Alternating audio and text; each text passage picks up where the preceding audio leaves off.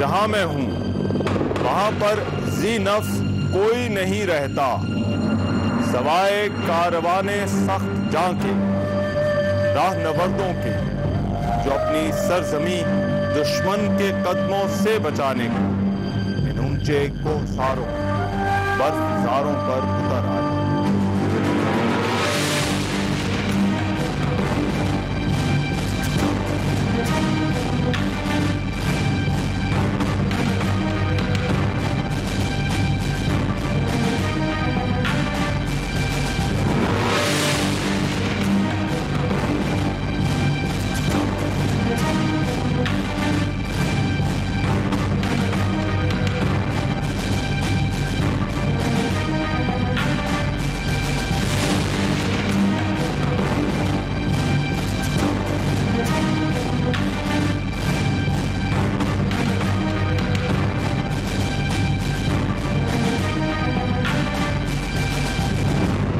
अस्सलाम वालेकुम।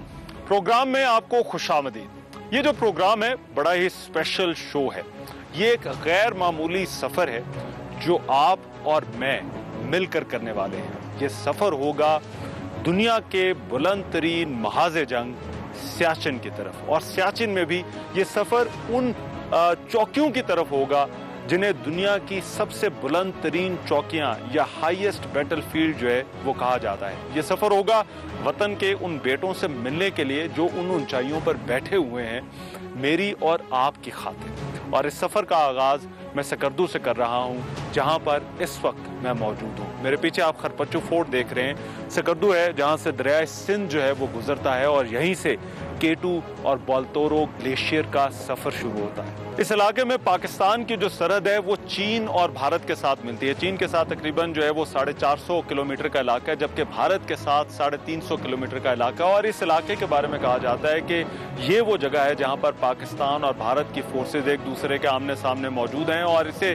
दुनिया का बुलंद तरीन महाज़े जंग भी जो है वो समझा जाता है। यहाँ पर 1984 में जो भारत ने दरअंदाजी की, उसके बाद इस इलाके के अंदर मार्च 1985 से पाकिस्तान की जो है वो अफवाज मौजूद हैं, और पाकिस्तान की अफवाज इस इलाके में उन जगहों पर भी मौजूद हैं जहाँ पर जो है वो दुनिया की बुलंद तरीन पोस्टें जो है वो किसी भी फौज ने बना रखी हैं। लगारी पोस्ट और कॉन्वॉय सैडल, ये दो पाकिस्तानी अफवाज की पोस्टें हैं जिनके बारे में कहा जाता है कि दुनिया में अगर किसी भी बुलंद तरीन जगह पर जो कोई भी फौज मौजूद है या किसी भी फौज की जो पोस्ट कायम है तो वो पाकिस्तानी फौज की जो है वो पोस्ट है।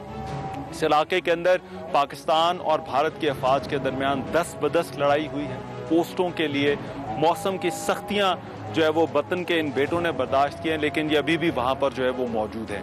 तो इस सफर का जिसका हम आगाज यहाँ से सकर्दू से करेंगे, ये इन ऊंचाइयों की तरफ होगा, इन पोस्टों की तरफ होगा। आपको दिखाएंगे कि किस तरह से वतन के बेटे इन ऊंचाइयों पर मौजूद हैं, वहाँ पर वो किस तरह से ज़िंदगी गुजारते हैं, ये सफ़र वो किस तरह से तय करके जो है वो वहाँ तक जो है वो पहुँचते हैं। और फिर केटू का जो है वो हम बहुत ज़्यादा सुनते हैं कि केटू में जब कोई एक्सपेडिशन मुश्किल के अंदर आ जाती है तो उसको भी मुश्किल से निकालने वाले यही होते हैं। तो किस तरह से जो है वो ये काम करते हैं, ये इस प्रोग्राम में हम आपको दिखाएंगे।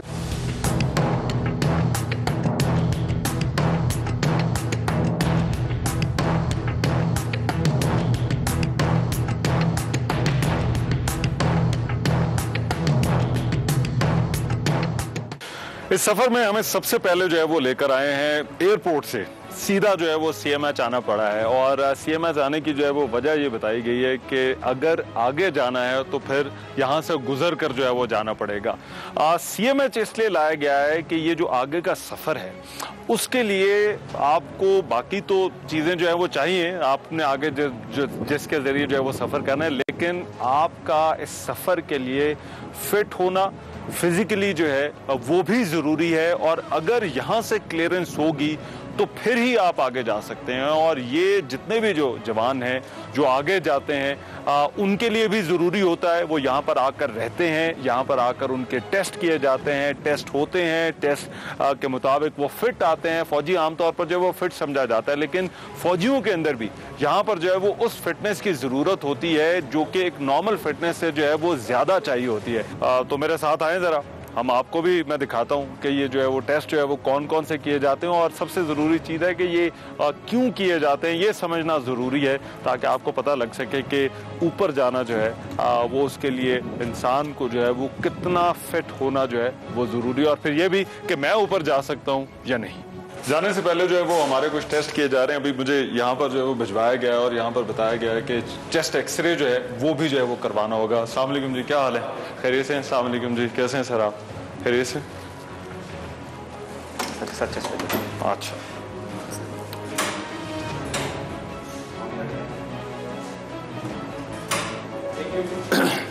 अच्छा जी, अब चेस्ट एक्सरे तो हो गया। अस्सलाम वालेकुम जी, क्या हाल है?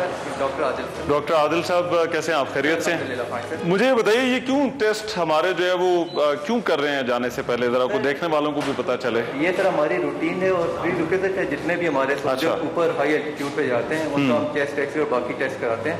अच्छा। ऊपर सर हाई एल्टीट्यूड पे सांस की बीमारियां ज़्यादा होती हैं, सांस लेने में वैसे ही थोड़ी प्रॉब्लम होती है, तो हम देखते हैं कि किसी को कोई अंडरलाइन लंग डिजीज तो नहीं चाहते जिसमें टीबी वगैरह होगी, क्रॉनिक लंग डिजीज वगैरह नहीं है, क्योंकि ये ऊपर जाके हाई एल्टीट्यूड पे और ज़्यादा एग्रेजरेट कर जाता है। तो सिर्फ सांस ही है जो फिट होना चाहिए या उसके अलावा भी कोई?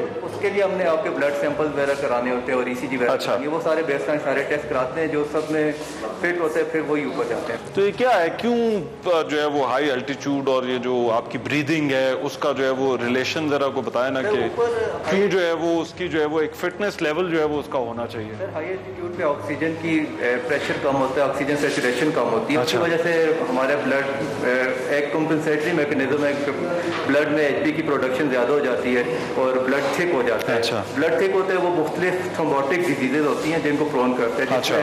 मोस्ट कॉमनली जो हमारे यहाँ पे वो DBST होती है, पल्मोनरी एम्बोलिज्म होती है, या टांगों की रगों में खून जम जाता है जैसे DVT वगैरह कहते हैं, ये डिजीज कॉमन होती है हाई एल्टीट्यूड पे। अच्छा। तो हम बेसलाइन सारी वर्कआउट करा के जो फिट होते हैं, जो हमारे एक रिक्वायर्ड लिमिट है HP की, उस तक फॉल करते हैं। अच्छा। वही ऊपर हम, तो अगर ऊपर जाना है तो फिर वो जो लंग्स हैं, जो फेफड़े हैं, वो आपके बड़े फिट होने चाहिए, हर तरह से फिट होना चाहिए, हर तरह से फिट होना चाहिए। अच्छा, तो हाई एल्टीट्यूड की अपनी एक फिटनेस है जो कि जरूरी है यहाँ से जाने के लिए। ये जो जितने भी ग्रुप्स जाते हैं सर वो CMS से होके जाते हैं। अच्छा, अपना मेडिकल करा के। अभी बाकी टेस्ट भी करने, चले आए जी।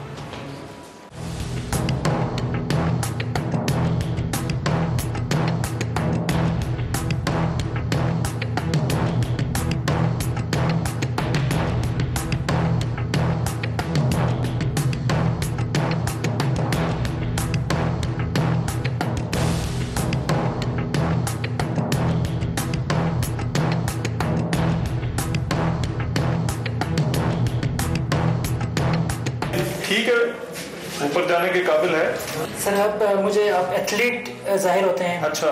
क्योंकि आपका जो है ना थोड़ा हार्ट रेट वो काफी कम है एथलीट्स का होते हैं, तो अच्छी बात है, अच्छी बात है।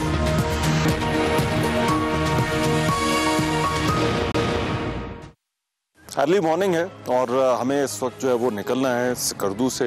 कल का जो दिन है वो हमें सकर्दू में गुजारना पड़ा, और वो इस वजह से कि मेडिकल टेस्ट जो करवाए उसके बाद उनके रिजल्ट्स आने में जो है वो थोड़ा वक्त लगता है, और आगे जाने से पहले जो है वो क्लियरेंस जो है वो चाहिए होती है। एक और उसका फ़ायदा ये होता है कि आप सकर्दू में जब कुछ वक्त गुजारते हैं तो 6-7 हज़ार फुट की जो ऊंचाई है उसके साथ आप एक्लेमेटाइज हो जाते हैं, और अल्लाह का शुक्र है कि जो टेस्ट हैं वो सारे क्लियर आए हैं। उसके बाद अब हमें आगे जाने की जो है वो इजाज़त मिल गई है।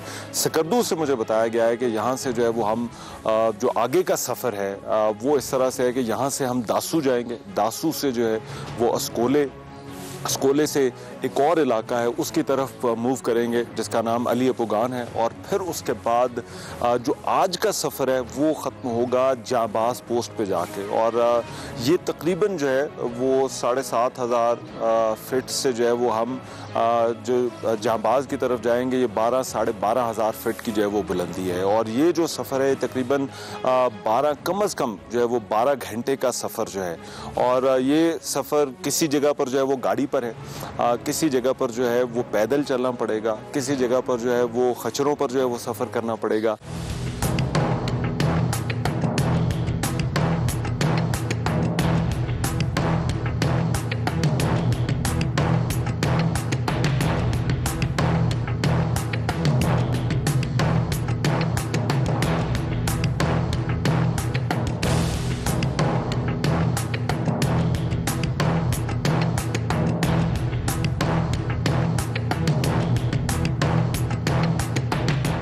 अभी हम दासू पहुंचे हैं और दासू इस रास्ते पर जो है वो हमारा पहला पड़ाव है। दासू पहुंचने तक का जिस तरह का रास्ता था, कहीं पर सड़क थी, कहीं पर नहीं थी, ये कच्चा पक्का रास्ता था, वो रास्ता आपने जो है वो देख लिया। बहरहाल इस रास्ते पर जो है वो हम चले हैं और अब हम पहुंच चुके हैं सकरदू से दासू। दासू के हवाले से मैं आपको बता दूं कि दासू में जो है वो जितनी भी गैर मुल्की कोपैमा टीमें आती हैं, जो एक्सपीडिशंस जिनको जो है वो कहा जाता है, उनको दासू के अंदर जो है वो रजिस्ट्रेशन जो है वो कराना पड़ती है। यहाँ पर जो रजिस्ट्रेशन कराए बगैर कोई गैर मुल्की जो है वो इस जगह से जो है वो आगे नहीं जा सकते और उनकी रजिस्ट्रेशन जो है वो यहाँ पर की जा सकती है। पाकिस्तान में आपको पता है टूरिज्म का बड़ा पोटेंशियल है और जितनी भी कोपैमा टीमें आती हैं वो पाकिस्तान की इजाज़त से ही जो है वो यहाँ से आगे जाती रही हैं। 1960 और 70 की दहाई में जो एटलसेस थी, जहाँ पर जो है वो दुनिया में जो कोपैमाओं के जो है वो नक्शे थे, उनमें जहाँ पर सियाचिन का और इस इलाके का जो है वो जिक्र आता था तो इस इलाके को पाकिस्तान का हिस्सा जो है वो जाहिर किया जाता था। यही वजह है कि अभी भी जितनी भी जो है वो कोपैमा टीमें हैं, इन तमाम चोटियों की तरफ जाती हैं, इस इलाके के अंदर जाती हैं, वो पाकिस्तान से ही होकर जाती हैं। उन्हें यहाँ पर रजिस्ट्रेशन कराना पड़ती है और उसके बाद ये आगे जाती हैं।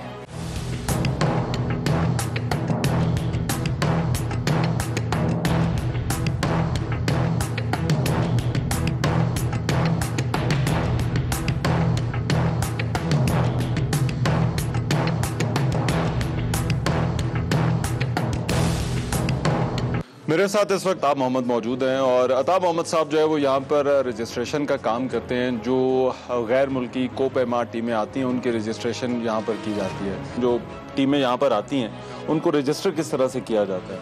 अस्सलाम वालेकुम। अच्छा, जो डॉक्यूमेंट जो टीम जैसे इधर पहुंचती है उनके साथ एक गाइड होता है। अच्छा, उनके डॉक्यूमेंट लेके आता है। ठीक है। डॉक्यूमेंट जो उधर उनकी सिक्योरिटी चेक होती है हमारे दफ्तर में। सिक्योरिटी चेक करने में उनका डॉक्यूमेंट लेके आता है, गाइड के साथ होता है। अच्छा, उसके मैं डॉक्यूमेंट चेक करता हूँ। अच्छा, अगर तो हमारे मेजर साहब ने साइन नहीं की, अच्छा, तो फिर मैं उनको नहीं आगे जाने देता हूँ। अच्छा, बड़ा ये चर्चा रहा दरमियान में हमारी अभी K2 के ऊपर एक्सपेडिशन जो है वो गई थी अली सतपारा वाली, उसका भी आप मुझे दिखा रहे थे कि उसका भी जो है वो रजिस्टर के अंदर उनकी जो टीम है उसका रजिस्ट्रेशन भी जो है वो यहाँ पर हुई और यहाँ से गुजर के जो है वो आगे गए।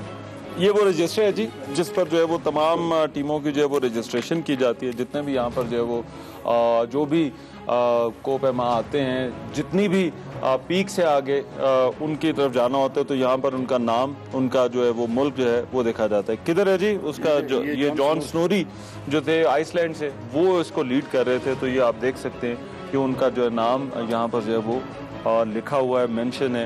अनफॉर्चुनेटली बदकिस्मती से ये जो टीम गई वो वापस नहीं आ सकी।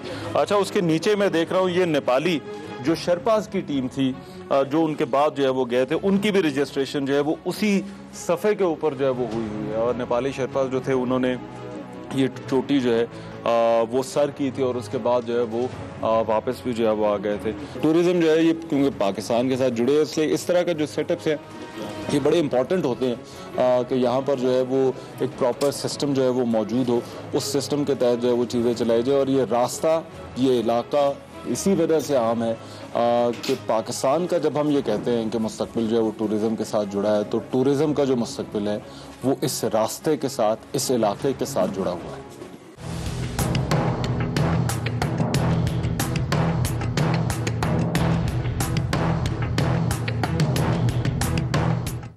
ये हेली अभी यहाँ पर लैंड किया है और ये हेली इसी तरह से एक पोस्ट से दूसरी पोस्ट पर जो है वो जाते हैं। यहाँ पर रास्ते में जितनी भी जो है वो पोस्टें आती हैं और बुनियादी तौर पर जो है वो इनका काम इन तमाम पोस्टों तक जो है वो सामान पहुँचाना होता है, जिसे आमतौर पर जो है वो डंपिंग जो है वो कहा जाता है। इसमें राशन भी जाता है, टेक्निकल इक्विपमेंट भी जाता है। थोड़ी थोड़ी देर के लिए जो है वो यहाँ पर रुकते हैं। कुछ जगह पर ये लैंड कर जाते हैं, ये दासू है, यहाँ पर जो है ये लैंड कर सकते हैं। लेकिन जो ऊपर पोस्टें हैं जो ज़्यादा बुलंदी के ऊपर हैं, वहाँ पर जो है वो इन हेलीज का लैंड करना भी जो है वो मुश्किल होता है।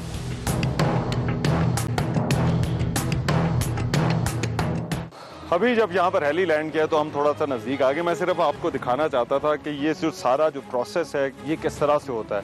ये जो डंपिंग का प्रोसेस है, इसमें जिस तरह से मैंने पहले बताया कि राशन भी इसके अंदर जो है वो शामिल है, फिर इसके अंदर जो है वो आगे जो सप्लाईज हैं, इक्विपमेंट है, वो भी सारा जाता है। लेकिन फ्यूल का भी बड़ा अहम किरदार है, क्योंकि जब हाई एल्टीट्यूड पर जो जिंदगी है वो इस फ्यूल के बगैर, और ख़ास तौर पर जो जिस तरह से कहा जाता है केरोसिन ऑयल के बगैर जो है वो मुमकिन ही नहीं है, उसको इस्तेमाल जो है वो किया जाता है। तो अभी ये प्रोसेस जो है वो यहाँ पर हो रहा है और थोड़ी देर में ये अपना प्रोसेस जो है वो यहाँ पर मुकम्मल करेंगे और ये हेली जो है वो यहाँ से जो है वो फिर दोबारा जो है वो वापस जो है वो उन्हीं बुलंदियों की तरफ जो है वो फ्लाई कर जाएगा। और जो आगे पोस्टें हैं, जो दासू से आगे जिनमें जांबाज शामिल है, जिनके अंदर जो है वो अपू अली खान शामिल है, ये और फिर उससे भी आगे कॉन्वे सैडल और जिन पोस्टों का जिक्र किया जाता है, वहाँ तक जो है वो ये फ्यूल जो है और बाकी सामान जो है वो पहुँचाएगा।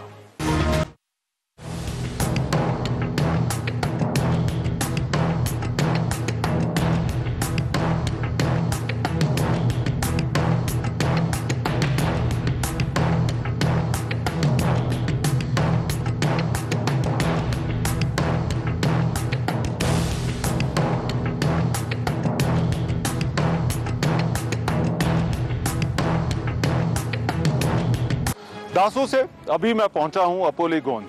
हाँ, ये एक और छोटी आबादी है, इसे गांव कह लें, मगर साथ ही साथ ये एक स्टेशन भी है।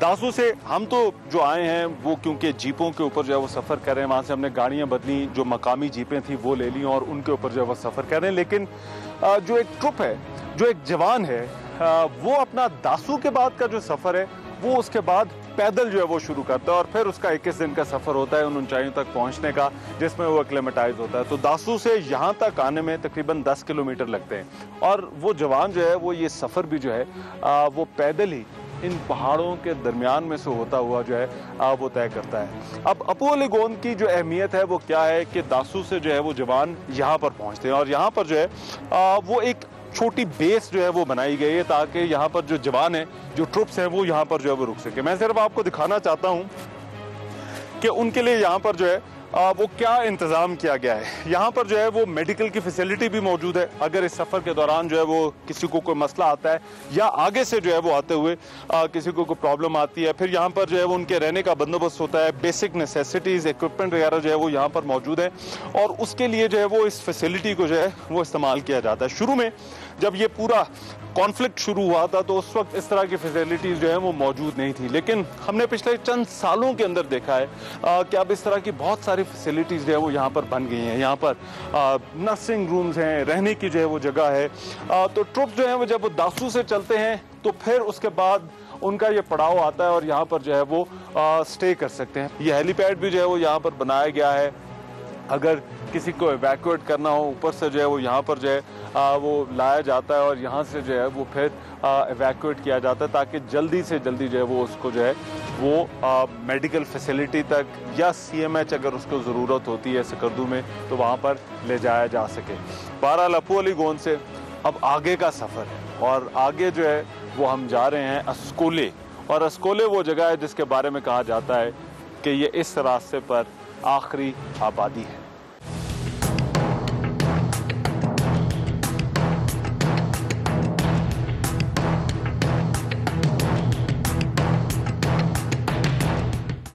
अस्कोले तक का हमारा सफ़र है और ये गाड़ी का ड्राइवर है। रास्ता तो आपने देख लिया होगा, मगर ये हमारे जो ड्राइवर हैं मोहम्मद अफजल साहब, मैं चाहता हूँ ज़रा इनसे भी ज़रा बात हो जाए। एक तो इनसे पूछते हैं ये इस रास्ते पर गाड़ी जो है वो चला कैसे रहे हैं। अफजल साहब अस्सलाम वालेकुम जी। जी सर, क्या हाल है आपके? अल्लाह करम सर। अच्छा, मुझे बताएं कितना मुश्किल काम है ये गाड़ी चलाना, ये जिस रास्ते पर जो है वो हम आ रहे हैं? ये बहुत रिस्की रास्ता है सर। ये इस रास्ते पे गाड़ी चलाना बहुत मुश्किल होते हैं। तो कब से चला रहे हैं गाड़ी? मैं 3 साल से चला रहा हूँ। अच्छा, 3 साल हो गए आप? जी जी। अच्छा, तो अफजल भाई ये बताएं कि जो ड्राइवर हैं, जो आप जैसे जो लोग यहाँ पर जो है वो मकामी भी हैं, यहाँ पर काम भी करते हैं, तो क्या वो चाहते क्या हैं कि क्या करे हुकूमत उनके लिए? जी, हमारे ये अवामी लोग जो चाहते हैं ना सर, ये रोड बन जाए तो बहुत बेहतर होते हैं। तो जो टूरिस्ट आते हैं ना वो भी यही चाहते हैं ये रोड बन जाए और बहुत ज़्यादा टूरिस्ट वो भी बढ़ जाएंगे रोड बनने के बाद। चलें जी, रास्ते में तो हम हैं। उन्होंने ये भी कहा 1.5 से 2 घंटे और इसी तरह का जो है वो सफर।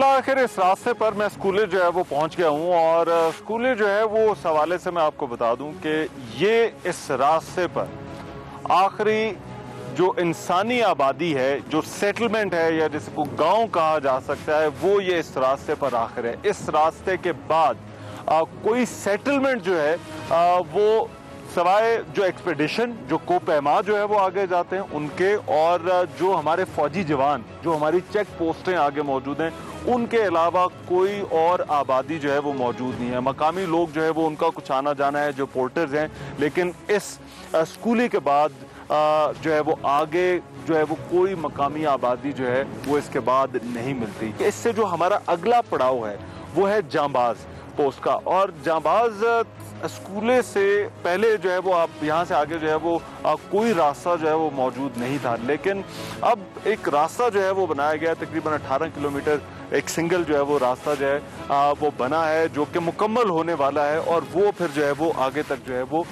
लेकर जाता है।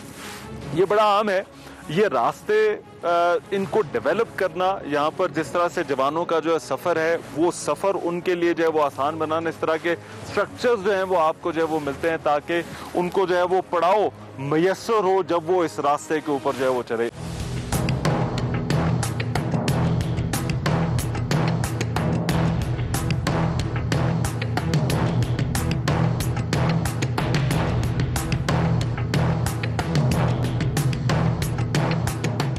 स्कूले में जो जिसको छोटी बेस कह सकते हैं या जो स्टेशन है, जहाँ पर जो है वो दोनों तरफ से आने वाले जो जवान हैं वो इस रास्ते के ऊपर जो है वो रुकते हैं।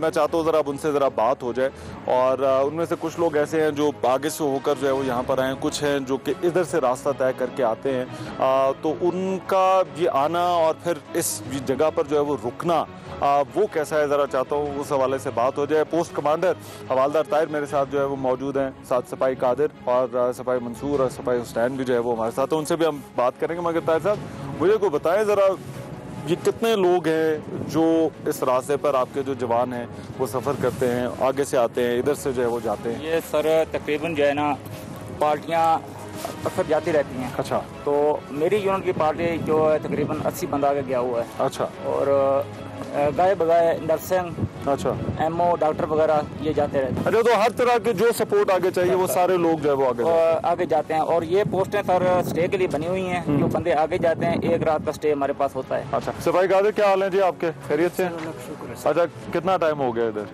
2 महीने सर हो रहे हैं। अच्छा, क्या हाल है मंसूर भाई? खैरियत से हैं मंसूर भाई? कब से हैं यहाँ पर? सर 2 माह से। अच्छा, आप भी 2 माह से इधर। तो क्या आपकी क्या ड्यूटी क्या है इधर? सर इधर हमारी ड्यूटी है, जो पार्टियाँ उधर से आती हैं या ऊपर से उतर के हमने उनको रिसीव करना होता है। अच्छा। उसके बाद उनको छोड़ने जाना होता है, और सर जो आते हैं इधर उनको रात को स्टे करवाना होता है, उनके बस ख्याल रखना होता है। अच्छा, थके हुए होते हैं लोग जब इस रास्ते पर आते हैं? बिल्कुल सर। अच्छा, तो आगे की भी तैयारी होती है, इसके बाद भी तो बड़ा लंबा सफर है? जी सर बिल्कुल है इसके बाद। अच्छा, तो आप आगे भी होकर आए हैं जो अगली पोस्ट है? जी सर। अच्छा, उधर जाना आपका रहता है जो अगली पोस्ट है, आपने कहा पार्टियों को कुछ को छोड़ के भी आते हैं? जी सर बिल्कुल जाना होता है। फजान भाई मुझे बताएं कि आपको कितना अर्सा हो गया इस पोस्ट पे? मुझे इधर 1 महीना हो गया, 2 महीने में आगे रह के आया हूँ जांबाज पोस्ट। अच्छा, जांबाज पे। तो आगे का सफर कैसा है ये मुझे भी बताया ना, क्योंकि मैंने भी तो आगे इसी रास्ते पे जाना है। अगली पोस्ट तक तो रास्ता ठीक है, लेकिन जो पहले रास्ता था ये थोड़ा मुश्किल था। अच्छा, ये वाला अब आप कह रहे हैं जिस रास्ते से हम होकर आए ये थोड़ा जरा ज्यादा मुश्किल है? जी, वो अब जो आगे वाला 18 किलोमीटर वो हमारी यूनिट बनाया, अभी नया बना हुआ है, तो इसलिए वो पीछे वाला रास्ते से थोड़ा आगे वाला आसान है। अच्छा, आगे वाला आसान है। चले जी, ये तो जरा इन्होंने कोई अच्छी बात बताई है। और क्या आगे का रास्ता जो है वो थोड़ा कदरे को नया बना है? सर पहले 18 किलोमीटर था। अच्छा। तो इंजीनियर वालों ने एक पुल बनाया ब्रिज दरिया के ऊपर से। अच्छा। तो वो 6 किलोमीटर रास्ता शॉर्ट हो गया है। अच्छा। तो अभी 12 किलोमीटर रह गया है, आप जल्दी पहुंचेंगे उस पोस्ट पे। अच्छा, चलें जी, इंशाल्लाह दुआ करते हैं जी। और आप लोग यहाँ पर जो है वो ड्यूटी दे रहे हैं, आप लोगों का भी बड़ा शुक्रिया। जो लोग यहाँ से इस रास्ते से आगे जाते हैं उन लोगों को ये फैसिलिटेट भी करते हैं, और ये खुद भी जो है वो कई दफ़ा आगे जाते हैं, ये इसी रास्ते से जो है वो होकर भी आए हैं। तो ये बड़ा ज़रूरी है, ये जो स्ट्रक्चर्स जो हैं वो इस तरह के बनाए गए हैं ताकि जो जवान जो हमारी फ़ौज के जो जवान जो इस रास्ते पर जो है वो आगे जाते हैं, सियाचिन तक जाते हैं, तो उनके लिए इस सफ़र के अंदर जो है वो आसानी हो।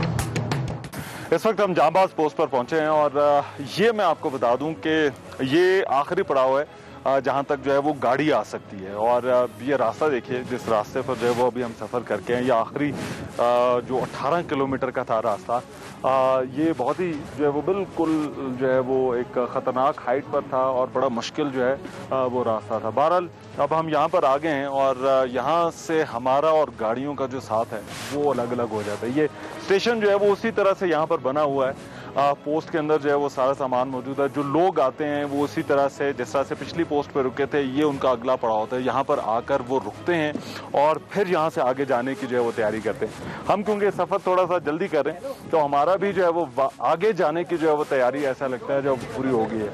ये सवारियाँ जो है वो हमारे लिए तैयार की गई हैं।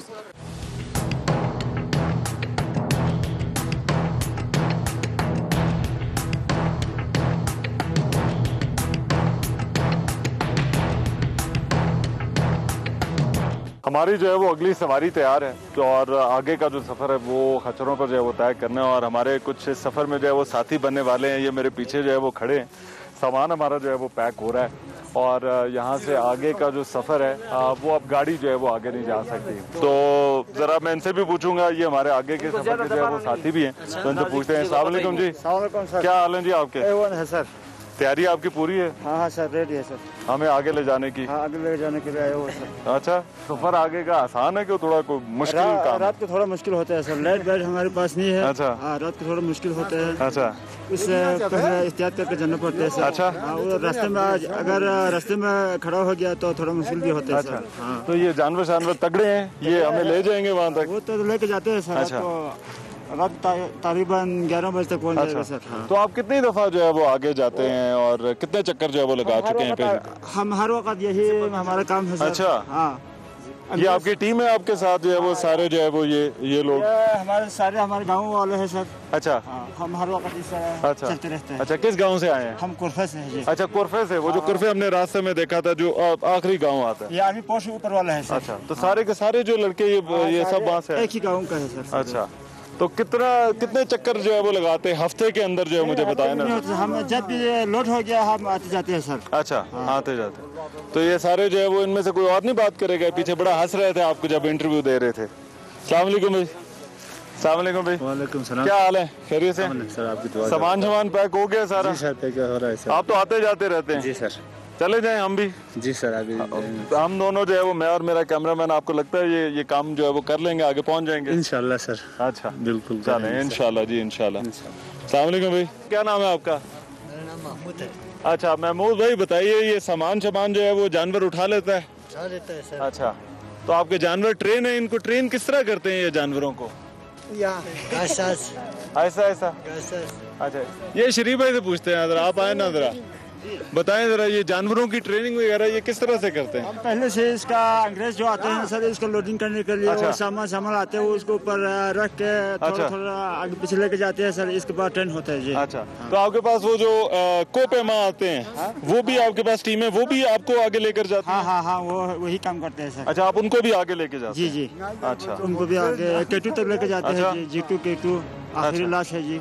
अच्छा, चलें अब इस सफर में तो आप हमारे साथ रहेंगे ना? हाँ, इंशाल्लाह। हिफाजत से हमें लेके जाएंगे? ओके जी, ओके। चलें, ओके जी, बहुत शुक्रिया जी।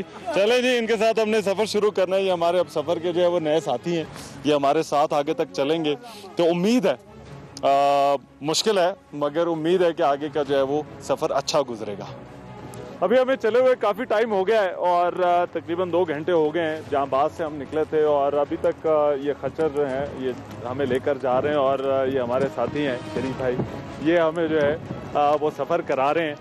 और मौसम जो है वो थोड़ा सा सर्द होता जा रहा है। देखें, कपड़ों की तादाद जो है वो बढ़ती जा रही है क्योंकि हाइट जो है वो बढ़ रही है और जैसे जैसे हाइट बढ़ रही है टेम्परेचर जो है वो ड्रॉप हो रहा है। और उसकी दूसरी एक बड़ी वजह ये भी है कि शाम हो रही है, तो शाम के वक्त यहाँ पर टेम्परेचर जो है वो वैसे ही बड़ा नीचे आ जाते हैं। लेकिन ये सिर्फ ये रास्ता देखिए, मेरा ख्याल था कि जो पहले हम रास्ता करके आए हैं वो शायद जो है वो मुश्किल रास्ता है, लेकिन यहाँ पर आके अंदाज़ा होता है कि असल इम्तिहान जो है वो, हर इम्तिहान के बाद लगता है कि असल इम्तिहान तो अब जो है वो शुरू हुआ है। तो इस रास्ते में भी जो है वो कुछ ऐसा ही हो रहा है।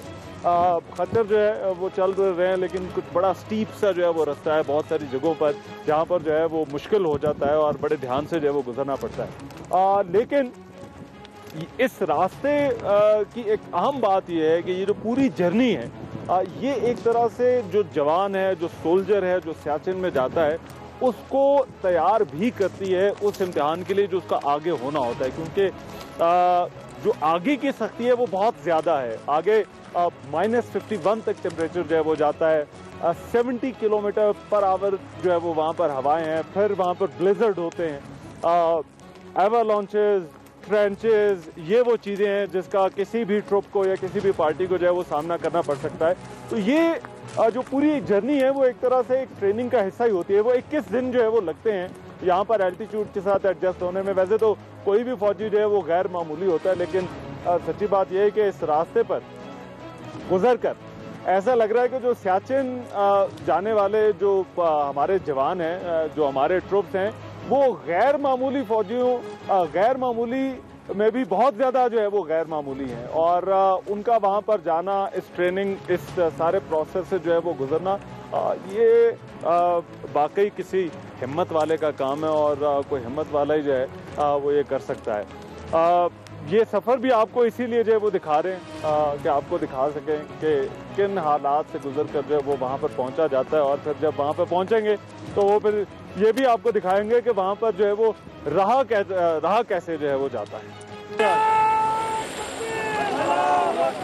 सर बिल्कुल इसी तरह मेंटेन है। अगर हम ये अपनी मेंटेनेंस नहीं रखेंगे तो हम इधर 10 दिन से ज़्यादा अरसा भी नहीं गुजार सकेंगे। सर जब मौसम ज़्यादा सख्त हो जाता है तो एक पल के लिए भी, इसके अंदर आपने अभी दिखाया है कि चूल्हा पड़ा है, अगर हमने एक पल के लिए भी चूल्हे को ऑफ कर दिया है तो हम अपनी सांस की ज़िंदगी में। अच्छा, इतना बड़ी लड़ाई जो है वो मौसम से है, और मौसम से भी ये लोग लड़ रहे हैं, और ये बहुत बड़ी कुर्बानी जो है वो दे रहे हैं। ये आप जब जो है वो अपने घरों में बैठे हैं तो उस वक्त शायद आपको इस चीज़ का अंदाज़ा नहीं होता, लेकिन अगर आप कभी भी यहाँ तक पहुँचने में जो है वो कामयाब हो जाएं, तो आपको इस चीज़ का ज़रूर एहसास होगा कि ये लोग वतन की खातिर और हमारी खातिर जो है वो क्या कुछ कुर्बान कर रहे हैं। सर जब वतन की बात आती है ना तो फिर हमें बहुत अच्छा महसूस होता है। अच्छा, क्योंकि हम इधर आए हैं वतन के बॉर्डर पे, तो दिफा के लिए आए हैं। हम एक तो अपने मदरलैंड को सिक्योर करने के लिए यहाँ रहे, वो मोटिवेशन